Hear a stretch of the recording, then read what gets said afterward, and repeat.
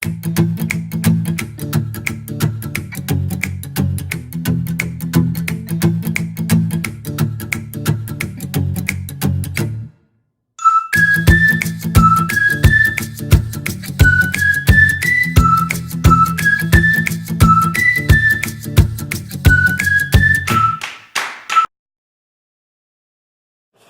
bem? O vídeo de hoje traz um tema talvez um pouco diferente do que eu tenho feito aqui, mas dentro da perspectiva do canal, que a gente aborda a questão da espiritualidade, né? Mente, espiritualidade, leis do universo, a gente vai falar hoje sobre Michel de Nostradamus, esse homem que ficou para a história e é uma figura polêmica porque tem pessoas que acham que ele foi um verdadeiro profeta, outros acham que ele foi um charlatão. Vamos deixar vocês mesmos decidirem, né? O que é que vocês acham sobre o Michel de Nostradamus. Como eu sempre faço, eu indico os livros da minha biblioteca pessoal. Eu vou começar com As Grandes Profecias de Nostradamus, interpretação moderna para edições até o ano de 2050, do Kurt Ellinger. Esse livro é de ouro, esse livro é antigo, paca. Foi o livro, assim, o primeiro livro que eu li sobre Nostradamus. Esse livro eu comprei na década de 90. Eu acredito que você só vai achar isso em sebo, né? Em loja, nunca vi vendendo depois dessa época, então acredito que você só vai achar em sebo. Ele é bem interessante, ele conta as histórias, analisa as profecias. Eu tenho aqui também da Dora Jordak, da editora Eco, Nostradamus. Tá? Esse livro, ele também, basicamente conta a história dele e analisa as profecias. Não foram as melhores análises que eu vi de Nostradamus. Algumas são boas, outras ela deixa a desejar, mas de qualquer jeito é uma leitura que vale a pena. E a editora Martin Clare lançou clássicos uma série chamada Série Ouro, e com preços acessíveis, e eu tive a chance de adquirir esse livro, As Profecias de Nostradamus. Aqui é o livro original do Nostradamus, tá? Você vê que ele é bem grosso, com todas as profecias, tudo que ele escreveu está aqui nesse livro, tá? Você encontra essa coleção, tem livros de todos os grandes homens literários, da parte da literatura, né? Da parte da ciência, da história, filosofia, todas as grandes obras que você imaginar, você vai encontrar nessa coleção aqui com preços mais acessíveis. Aqui eu tenho todas as profecias, tudo que Nostradamus escreveu, os escritos originais dele, né? Então essas foram a dica. Vamos lá. Quem foi Michel de Nostradamus? Michel de Nostradamus nasceu em Saint-Rémy-de-Provence, né, no sul da França. E ele, desde cedo, ele veio de uma família judaica, e a família que se converteu à fé cristã, era chamada de cristãos novos, daí esse nome que a família recebeu, Nostradamus, em relação à Catedral de Notre Dame, né? E ele foi criado, o avô, né, ensinou a cabala, a astrologia, que na época, entenda a astrologia na época de Nostradamus, não é como hoje, que você tem aquela astrologia esotérica, astrologia de folhetim, de revista, né? A astrologia na época de Nostradamus seria o que seria mais ou menos uma mistura do que é a astrologia hoje com a astronomia. Então o avô dele iniciou ele nessa astrologia, cabala, estudou o Antigo e o Novo Testamento, grego, hebraico, latim, francês antigo, arcaico e outras coisas mais. Nostradamus teve uma ótima formação, né? E ao crescer, a ficar mais velho, ele estudou medicina em Avignon e se tornou médico. Logo que ele se tornou médico, veio aquela peste do século, né, da Idade Média, aquela peste que dizimou, né, milhões de pessoas na Europa. E ele foi um médico que ficou famoso. Só por ele, como médico, ele já seria famoso, porque o que é que aconteceu?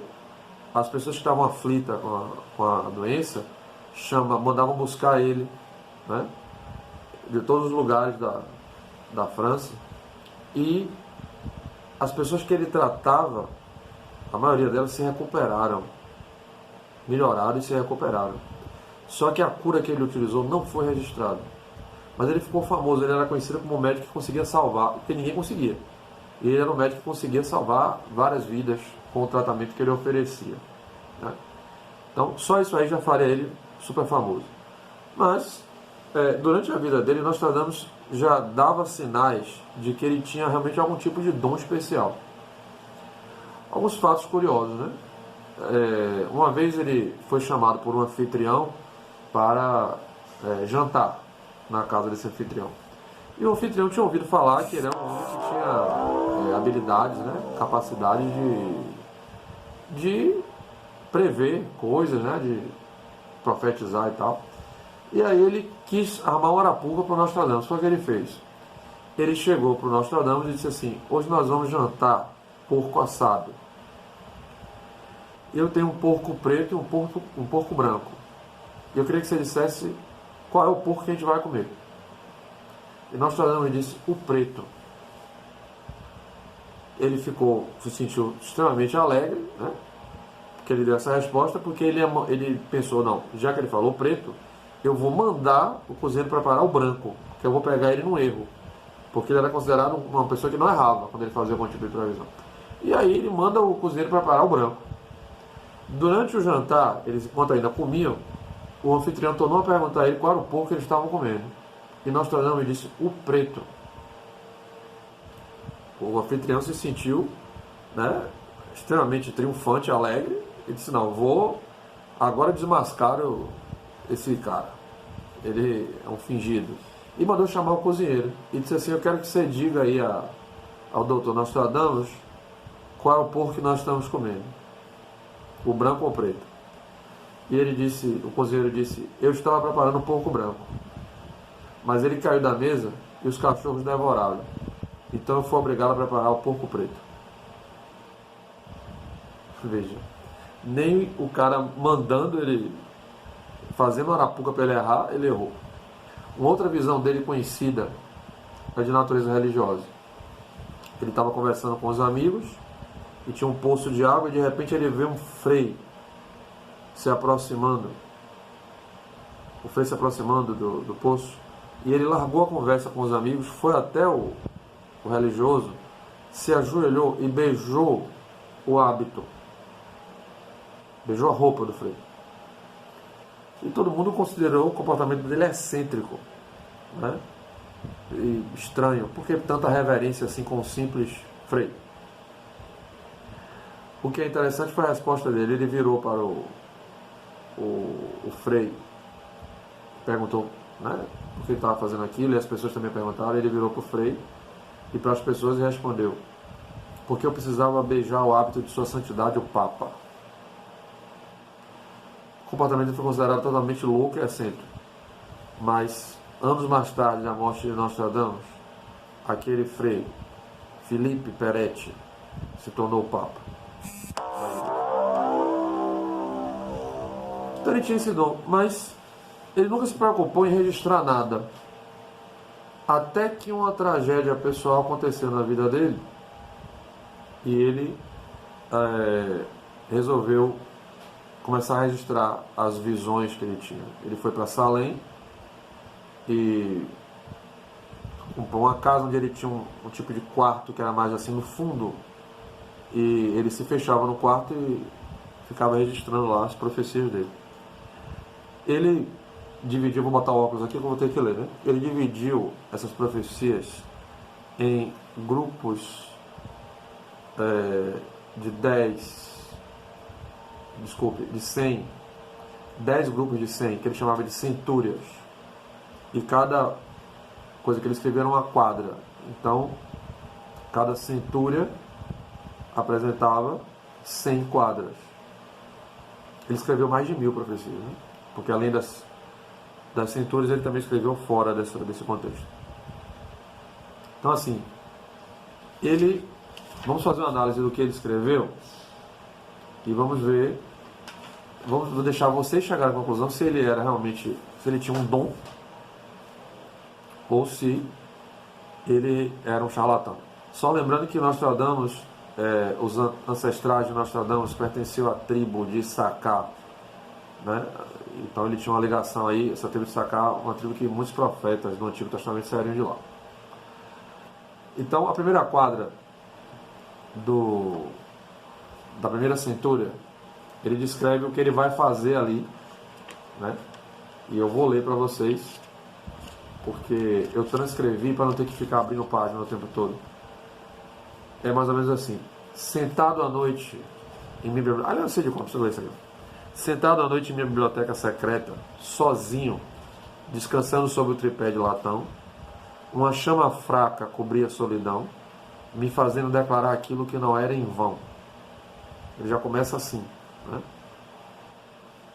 Sentado à noite na biblioteca secreta, porque ele tinha que fazer isso meio que escondido, porque na época havia aquela questão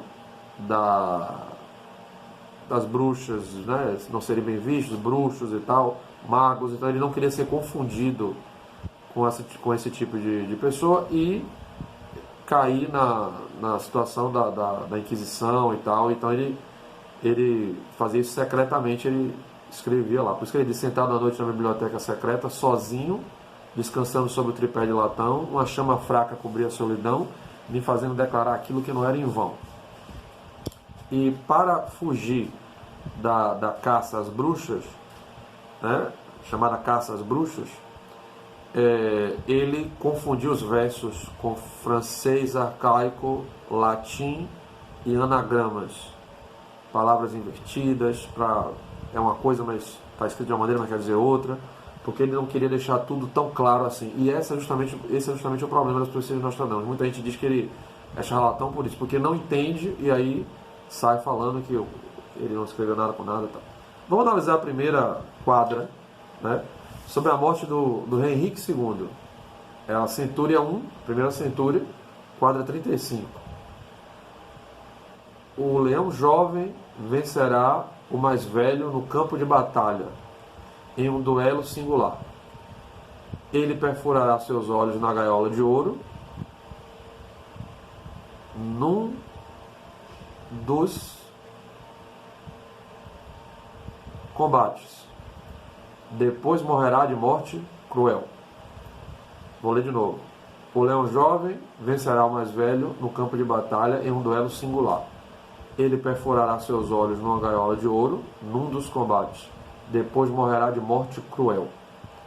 Veja, quando ele escreveu isso, o rei Henrique II chamou ele para que ele explicasse o que ele tinha feito. E ele disse que só escreveu o que viu. E o rei riu. Ele jamais participaria de um torneio e tal, mas ele participou. E ele enfrentou um jovem. O torneio era aquele torneio que ficavam cada um de um lado e vinha com as lanças para ver quem conseguia derrubar o outro primeiro. E ele enfrentou o conde Gabriel de Montgomery, que era muito mais jovem do que ele. Olha o que ele diz: o jovem leão vencerá o mais velho num campo de batalha em um duelo singular. Justamente o jovem leão era o conde Gabriel de Montgomery e o leão mais velho era o rei Henrique II. Eles vão se enfrentar num campo de batalha singular. Ele perfurará seus olhos na gaiola de ouro, num dos combates. Haviam várias tentativas de derrubar, né? Numa dessas tentativas, a lança do conde Gabriel de Montgomery furou aquele capacete de proteção, elmo, né, do rei Henrique II, e perfurou os olhos. Veja o que ele diz. Ele descreve não só o que aconteceu, como com detalhes. Ele diz: o leão jovem vencerá o mais velho num campo de batalha, em um duelo singular. Ele perfurará os seus olhos numa gaiola de ouro, num dos combates. Depois morrerá de morte cruel. O rei Henrique II, depois desse ferimento, levou dias agonizando, com muita dor e sofrimento, até vir a falecer. Fiz a descrição perfeita da situação da morte do rei Henrique II. Existem muitas quadras, a gente vai analisar algumas, até por causa do tempo. A centúria número 1, quadra 60, fala sobre o seguinte: um imperador nascerá perto da Itália, custará caro seu império. Veremos com quantos ele faz aliança. Será julgado menos príncipe do que carniceiro. Essa quadra se refere a ninguém menos do que Napoleão. Napoleão nasceu em Córcega, perto dali entre a Itália e a França. Olha o que ele diz: o imperador nascerá perto da Itália, justamente onde ele nasceu, Napoleão. Custará caro ao seu império, custou muito caro. Né? Veremos com quantos ele faz aliança. Será julgado menos príncipe do que carniceiro. O Napoleão não era da realeza, então ele era visto mais como carniceiro, porque o exército dele entrava e dizimava e vencia tudo. Ele era mais visto assim do que como príncipe. Ele está fazendo uma boa descrição de que era Napoleão nessa quadra. Mais adiante, ainda falando de Napoleão, não adiante, voltando, né? Aliás, adiante sim, porque a cintura 4, quadra 54. De um nome jamais tido por outro rei francês. Raio algum foi tão devastador. Estremece em Itália, Espanha e Inglaterra. Ele ambiciona a dama estrangeira de alta posição. Gente, essa quadra é extraordinária sobre Napoleão. Vamos analisar. De um nome jamais tido por outro rei francês. Napoleão Bonaparte é um nome que nenhum outro rei francês teve. Raio algum foi tão devastador ou destruidor. Lembrando que o nome Napoleão, em grego Napoleão, significa o novo destruidor. Estremece em Itália, Espanha e Inglaterra, países que foram abalados pelas invasões de Napoleão. Ele ambiciona a última linha da quadra. Ele ambiciona a dama estrangeira de alta posição. Isso é uma referência a Napoleão querer se casar com uma princesa da realeza, né, de outro país, se não me engano da Áustria, onde ele, para poder ser mais aceito, né, porque uma vez que casasse com alguém de sangue real, ele seria mais visto como realeza também. Por isso que diz, ele ambiciona a dama estrangeira de alta posição. Uma descrição perfeita sobre quem foi Napoleão Bonaparte. Interessante também que Nostradamus citou nomes de pessoas que existiram de verdade em algumas quadras. Vamos ver sobre essa quadra aqui. A Centúria 1, quadra 25. A coisa perdida, guardada por muitos séculos, é descoberta. Pasteur será venerado como semideus quando a lua completar o seu ciclo, mas por outros ventos será desonrado.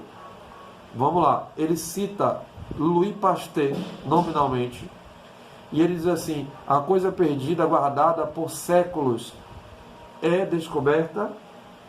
Pasteur será venerado como semideus quando a lua completar o seu ciclo. A lua completa o ciclo de 1535 a 1889, quando foi fundado o Instituto Louis Pasteur. A lua completou o seu ciclo. Então ele dá uma data astrológica de quando ia ser fundado o Instituto Louis Pasteur, e Louis Pasteur ia ser comemorado como o grande homem da época. E na quadra que ele diz assim no final, na verso, mas por outros ventos será desonrado, era porque tinha um grupo de pessoas que faziam oposição ao Louis Pasteur e falavam mal dele. Veja, ele não só cita Louis Pasteur nominalmente, como ele diz, dá uma data, usando a astrologia, né, dá uma data de quando o Instituto Louis Pasteur ia ser fundado, né? Porque Pasteur ele faz aquele avanço para a época dele. Então, ele diz assim, a coisa, por muitos séculos, a coisa perdida, guardada por muitos séculos, é descoberta. Então, de 1535 até 1889, quando a Lua completou o seu ciclo, vem Pasteur com as ideias iluminadoras. Então, ficou guardada, ficou perdida, até que Pasteur surgiu trazendo essas ideias. Ele nomeia ele nessa quadra. Extraordinária essa quadra. Uma outra, ele cita o ditador Franco, espanhol, né? Ele diz assim: de Castela Franco trará a Assembleia. Os embaixadores, não gostando, causarão um cisma, porque houve, na verdade, uma revolução espanhola, né, causada pela ascensão de Franco. O povo da Riviera formará multidão e negará a entrada no Golfo para o Grande. Então, veja bem, houve aquela revolta, o povo da Riviera tentou impedir a chegada de Franco, né? Mas terminou que ele conseguiu chegar e foi o vencedor. Mas ele cita, ele diz, de Castela, Franco trará a Assembleia, ele cita Franco nominalmente. Outro feito extraordinário para alguém que estava há quase 500 anos atrás de vida, né? No outro texto, ele cita, sempre que Nostradamus cita, quase sempre que ele cita os islamismos muçulmanos, ele se refere como pagãos, né, coisa desse tipo, porque ele era um cristão de origem judaica, então ele não via o islamismo da maneira politicamente correta, ele via na época dele lá dessa maneira. Então, veja essa quadra que interessante. Chuva, fome, é a Centúria 1, quadra 70. Chuva, fome e guerras não cessam na Pérsia. A fé é forte demais, ela trairá o monarca. O fim vem da França, onde tudo começou. Prenúncios secretos para uma deusa do destino. Vamos analisar. Chuva, fome e a guerra não cessam na Pérsia. A Pérsia era o nome antigo do Irã. Guerra, fome, né, todo aquele caos acontecendo por causa da revolução do Ayatollah Khomeini, que estava na França, e da França ele comandou a revolução lá no Irã, na Pérsia. A fé é forte demais. A fé é forte demais é uma referência a que a fé islâmica foi a base para a revolução de Khomeini e para derrubar. Olha o que ele diz: ela trairá o monarca. Quem era o monarca que regia a Pérsia? A Pérsia era uma colônia da França. Então, o Shah Reza Pahlavi era o responsável pela França, pela Pérsia. E ele diz aqui, a fé é forte demais, a fé islâmica, ela trairá o monarca. O monarca, ele teve que renunciar e sair. O fim vem da França, onde tudo começou, porque é lá que estava o Ayatollah Khomeini, que ninguém nem tinha ouvido falar até ter a revolução. E no final, na última quadra, diz assim: prenúncios secretos para uma deusa do destino. Ou seja, prenúncios secretos, as coisas estavam sendo feitas secretamente para que o destino do Irã fosse se libertar da França. Eu vou correr por causa do tempo. Em outra quadra da Centúria 3, quadra 97, fala sobre a criação do Estado de Israel. Nova lei ocupará a nova terra, em torno da Síria, Judéia e Palestina. O grande império bárbaro estará em ruínas. O grande império bárbaro é uma referência ao islamismo. Sempre que ele usa essa palavra bárbaro, né, pagão, ele está se referindo ao islamismo. Antes que termine o século do Sol. Ele dá uma data para que o Estado de Israel aconteça. Antes que termine o século do Sol. Antes que termine o século XX. O Estado de Israel foi fundado em 1948, gente. Antes de terminar o século XX. Ele dá ainda a data, mais ou menos uma época onde aconteceria a formação do Estado de Israel. Em outra quadra, a quadra da Centúria 3, a quadra 22, ele fala sobre a Guerra dos 6 Dias, lá em Israel. Por 6 dias o assalto é feito frente à cidade. Ela será libertada numa luta forte e amarga. 3 se renderão, e para eles o perdão. Para o resto, fogo, morte sangrenta e tortura. Veja, por 6 dias o assalto é feito sobre a cidade, se refere à guerra dos 6 dias, que Israel travou, porque o serviço secreto de Israel, Mossad, descobriu que Israel ia ser atacado, então ele atacou primeiro. A estratégia foi essa: a melhor defesa é o ataque, né? Já que você é atacado, ele atacou primeiro. Israel tem uma boa força aérea, excelente força aérea, e aí atacou esses 3 países, Síria, Jordânia e Egito. E em 6 dias ele conseguiu ganhar a guerra e recuperou a posse da cidade de Jerusalém. Por isso que ele diz: por 6 dias o assalto é feito em frente à cidade. Ela será libertada numa luta forte e amarga. Realmente a luta foi terrível. Por 6 dias. 3 se renderão, e para eles o perdão. Quem se rendeu? Síria, Jordânia e Egito. E Israel fez um acordo aceitou a rendição deles e parou os ataques. Para o resto, fogo, morte sangrenta e tortura. O resto dos palestinos de origem árabe, né, e dos outros povos de origem árabe que continuaram lutando, a guerra continuou, né, sem trégua. Então ele dá uma descrição clara da Guerra dos 6 Dias nessa quadra. Eu me estendi um pouco, o assunto é muito grande, eu tentei correr o máximo que eu pude. Espero que tenha dado para você ter uma noção de quem foi Nostradamus e do que ele escreveu. Ele escreveu muito mais do que isso, a gente só viu uma pequena parte, bem pequena mesmo. Mas eu espero que tenha servido para clarear um pouco quem foi o Michel de Nostradamus. Esse homem extraordinário que, ao meu ver, aí já é uma opinião minha, ele realmente tinha algum tipo de dom extraordinário. Porque, como a gente viu aqui nessas profecias, essas evidências aqui, ele realmente tinha alguma capacidade extraordinária, né? Eu espero que vocês tenham gostado do vídeo. Vou tirar o óculos agora, não vou ter que ler mais. Muito obrigado por vocês estarem aqui comigo. E peço que vocês compartilhem nas redes sociais, se inscrevam no canal e assinem o sininho de notificações. Muito obrigado, tudo de bom para vocês, até o próximo vídeo.